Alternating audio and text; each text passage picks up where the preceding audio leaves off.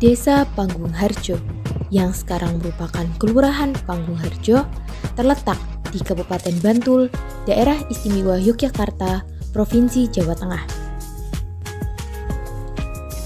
Desa Panggungharjo telah melalui 6 masa kepemimpinan oleh beberapa lurah. Dan yang terakhir yaitu Bapak Wahyudi Anggoro Hadi, seorang apoteker lulusan farmasi dari Universitas Gadjah Mada yang kini menjabat sebagai lurah Kelurahan Panggungharjo selama 2 periode terakhir. Di bawah kepemimpinan Bapak Wahyudi, Desa Panggungharjo menjadi desa percontohan dari Kementerian Desa pada tahun 2018 dan menjadi desa juara nasional. Selain itu juga menjadi the 4th ASEAN Rural Development dan Poverty Eradication Leadership Award di Nay Pyi Taw, Myanmar 2019 dan berbagai penghargaan lainnya. Dengan personal Bapak Wahyudi yang sangat baik, serta gambaran bersama menuju arah tujuan atas jaminan penyelesaian masyarakat, dengan melakukan 43% aksi, Bapak Wahyudi dapat menciptakan terselenggaranya pemerintah yang bersih, transparan, dan bertanggung jawab untuk mewujudkan Kelurahan Panggungharjo yang demokratis, mandiri, sejahtera, dan berkesadaran lingkungan. Dengan berbagai inovasi yang diterapkan, sekarang Kelurahan Panggungharjo telah memiliki 8 Bumdes Panggung Lestari dengan berbagai lini usaha di dalamnya. Dengan adanya keunikan dari Kelurahan Panggungharjo dan juga kemampuan yang menakjubkan dari lurahnya yaitu Bapak Wahyudi, berikut adalah analisis dari video Lurah Rasa Menteri yang merupakan wawancara bersama Bapak Wahyudi selaku lurah di Desa Panggungharjo. Tugas proyek 1, analisis video Lurah Rasa Menteri, kelas D, kelompok 9, mata kuliah Sistem Pengendalian Manajemen dengan dosen pengampu Ibu Dr. Siti Mutmainah, SE AKT MSI. Selanjutnya, baik, berikut adalah anggota dari kelompok 9. Yang pertama yaitu saya, Adin Safia Ramadhani, dengan 3 digit nomor terakhir 038. Selanjutnya ada saya, Najaha, dengan 3 digit NIM terakhir yaitu 034. Saya, Tasya Putri Oktaviani, dengan 3 digit NIM terakhir yaitu 066.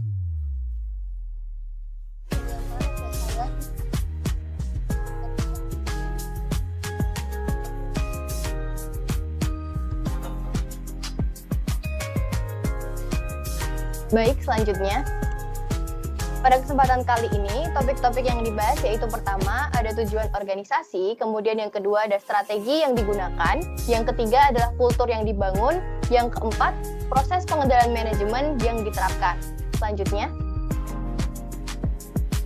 untuk topik yang kelima yaitu ada struktur organisasi yang digunakan, topik yang keenam yaitu bagaimana pimpinan mengelola sumber daya manusia, topik selanjutnya adalah nilai-nilai yang dianut oleh pimpinan, dan topik terakhir adalah hal-hal yang menginspirasi. Selanjutnya, baik, yang pertama ada tujuan dari organisasi. Boleh selanjutnya. Tujuan organisasi dari Desa Panggungharjo sendiri itu sesuai dengan visi dari Desa Panggungharjo sendiri, yaitu menyelenggarakan pemerintah desa yang bersih, transparan, dan bertanggung jawab untuk mewujudkan masyarakat Desa Panggungharjo yang demokratis, mandiri, dan sejahtera, serta berkesadaran lingkungan. Selanjutnya, yang kedua ada strategi yang digunakan oleh Desa Panggungharjo sendiri. Boleh selanjutnya. Apa sih strategi yang digunakan untuk mencapai tujuan atau visi dari Desa Panggungharjo itu sendiri? Yang pertama itu ada analisis internal. Analisis internal ini terdiri dari karakteristik kepribadian sang lurah sendiri. Dan yang kedua ada analisis lingkungan, di mana adalah usaha untuk mencapai tujuan dari Desa Panggungharjo itu sendiri. Selanjutnya. Nah, yang pertama itu ada analisis internal. Analisis internal terdiri dari 3. Yang pertama itu memiliki kepribadian yang berkualitas. Nah, sang lurah sendiri memiliki kepribadian yang sangat berkualitas, di mana pertama beliau ini adalah orang yang sederhana, kemudian orang yang tegas, dan beliau ini tidak memiliki track record yang buruk. Kemudian yang kedua itu memiliki visi yang jelas. Beliau ini sudah menjelaskan visinya di awal dengan sangat jelas, kemudian beliau menetapkan, kemudian bersama-sama dengan masyarakatnya menetapkan misi dari Desa Panggung Harjo itu sendiri. Dan yang ketiga itu menghindari praktek politik uang.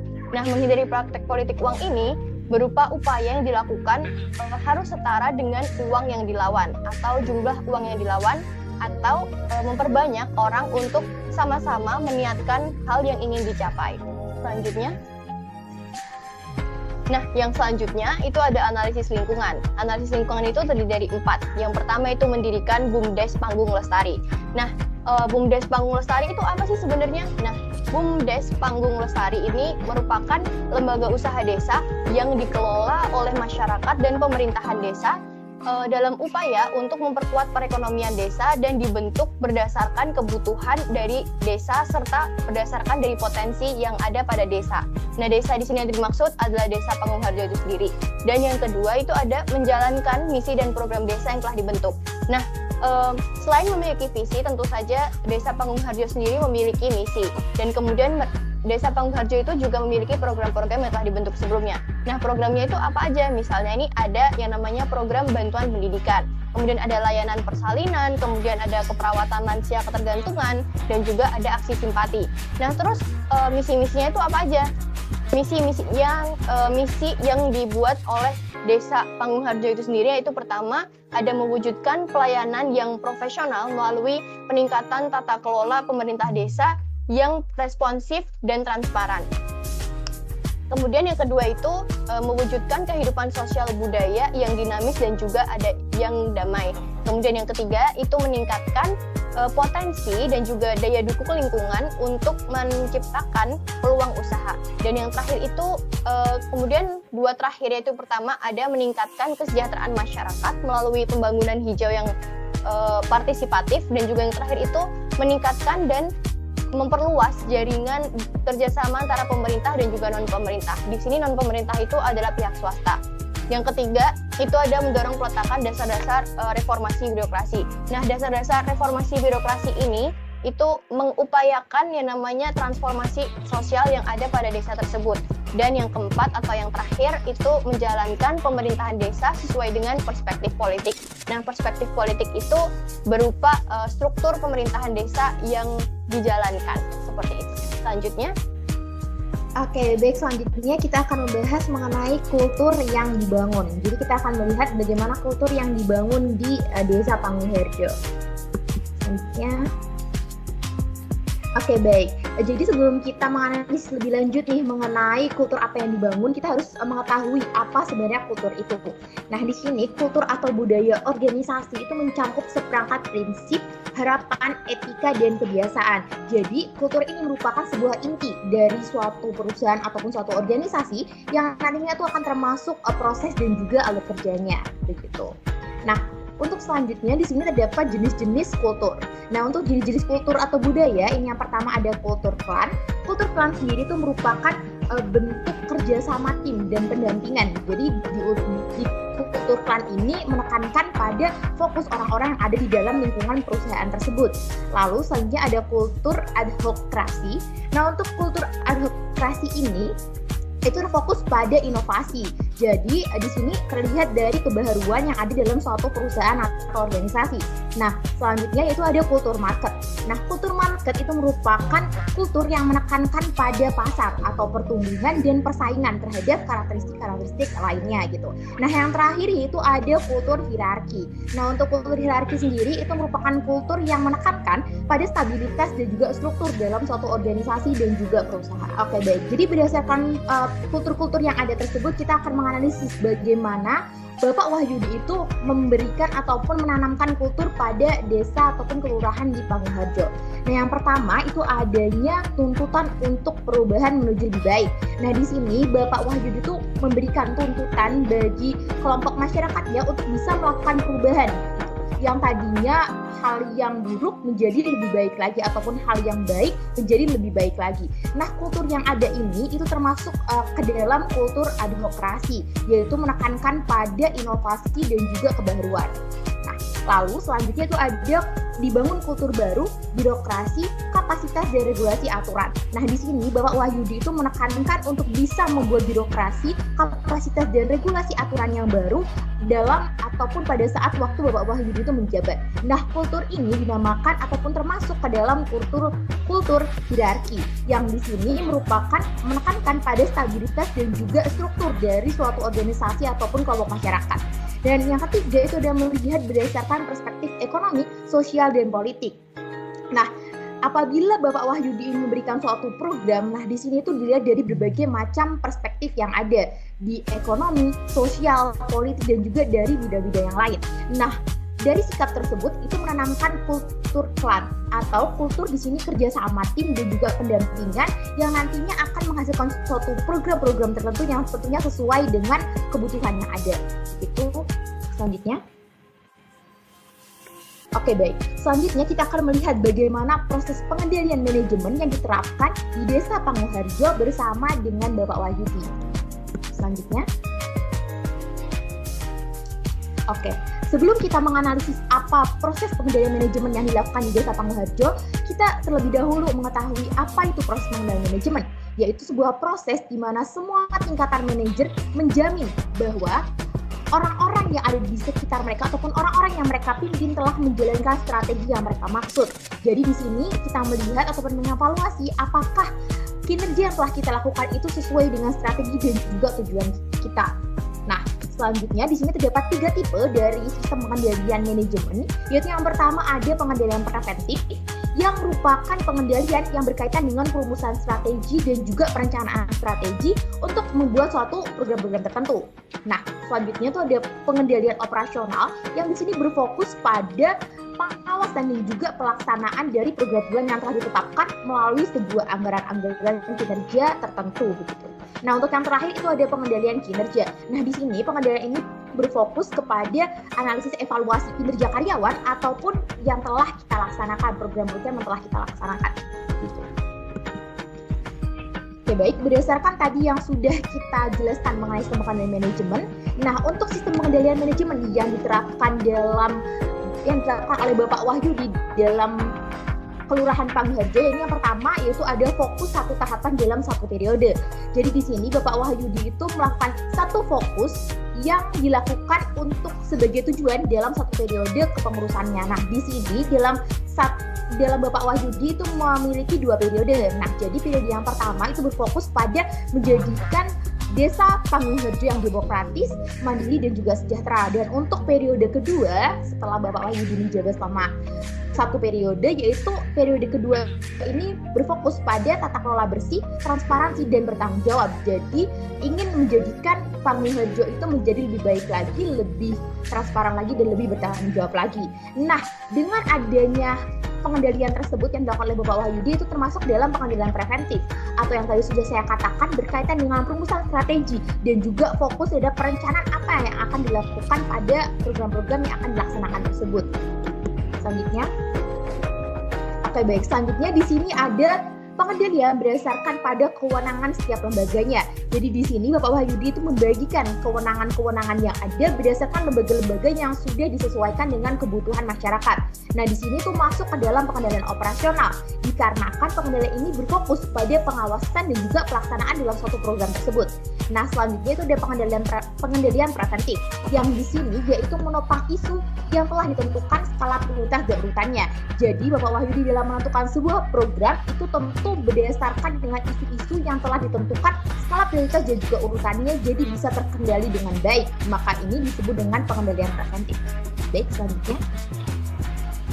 Baik, selanjutnya yaitu ada struktur organisasi yang digunakan di Kelurahan Panguharjo.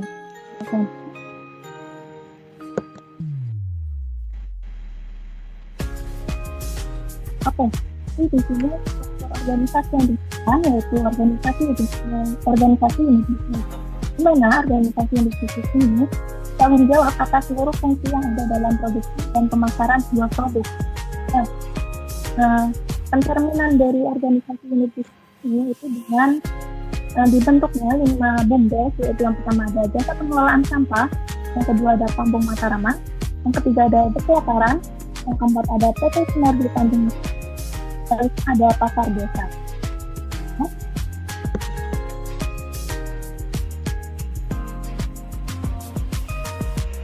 Oke, yang selanjutnya itu pimpinan itu mengelola sumber daya manusianya. Bagaimana?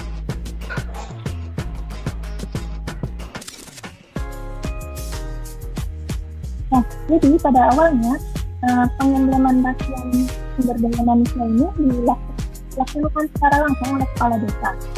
Namun seiring berjalannya waktu, berubah melalui reformasi demokrasi dengan mengubah pola relasi warga desa, pemerintah desa, sehingga tidak hanya berfokus pada pelayanan administratif saja, tapi juga pada pelayanan barang publik dan jasa publik. Selain itu juga ada penerapan sistem insentif yang berbasis pada kerja. Selanjutnya yang ketujuh, nilai-nilai yang dianut oleh pimpinan. Yang pertama, integritas. Dalam hal ini, ditujukan oleh Pak Wahyudi yang tidak menempuh jalur politik uang saat menyalonkan diri. Yang kedua, pengembangan berkelanjutan. Pak Wahyudi melakukan pengembangan yang diharapkan berdampak jangka panjang, seperti reformasi birokrasi, sensus konsumsi rumah tangga, kongres kebudayaan desa, serta memberdayakan lembaga-lembaga desa secara merata. Lalu yang ketiga, proaktif.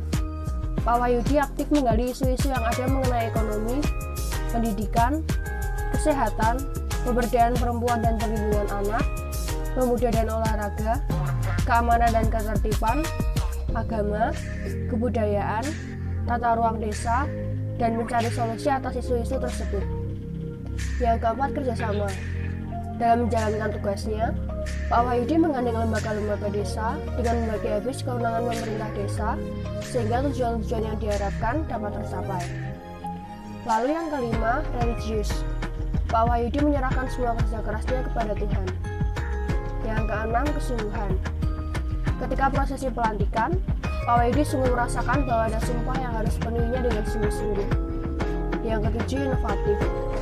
Pak Wahyudi berani berinovasi, mengubah hal yang sebenarnya kurang baik yang seringkali dianggap lumrah, dan juga menciptakan sebuah skenario atau sistem yang memaksa kita untuk konsisten demi menata masa depan yang terjamin. Lalu ada kepemimpinan, dengan mengelola tantangan yang ada dan berani membawa perubahan demi terciptanya sistem yang lebih baik lagi. Yang kesembilan, kritis, dengan memperhatikan aspek-aspek yang sebenarnya merupakan aspek penting, namun seringkali dipandang sebelah mata, seperti ketidakberdayaan ekonomi, financial literasi yang rendah, kekerasan dalam rumah tangga atau KDRT, penyalahgunaan narkoba, rusaknya pengetahuan kita terhadap kedaulatan pangan, rusaknya lingkungan hidup, dan perhatian terhadap indeks kesehatan keluarga.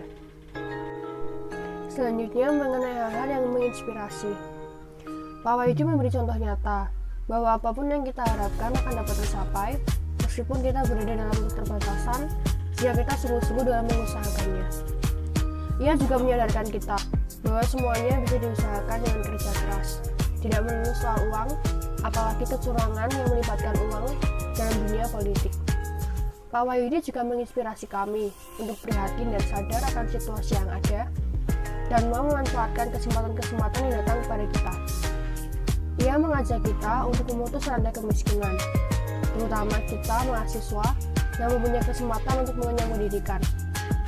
Kita diajak untuk berpikir ke depan, tidak hanya 1 atau 2 tahun, namun 60-70 tahun ke depan. Bagaimana kita harus mempersiapkan masa depan kita mulai dari sekarang untuk dapat membawa perubahan yang lebih baik. Demikian tugas proyek 1 analisis video lurah rasa menteri dari kami kelompok 9, mata kuliah sistem pengendalian manajemen kelas D. Terima kasih.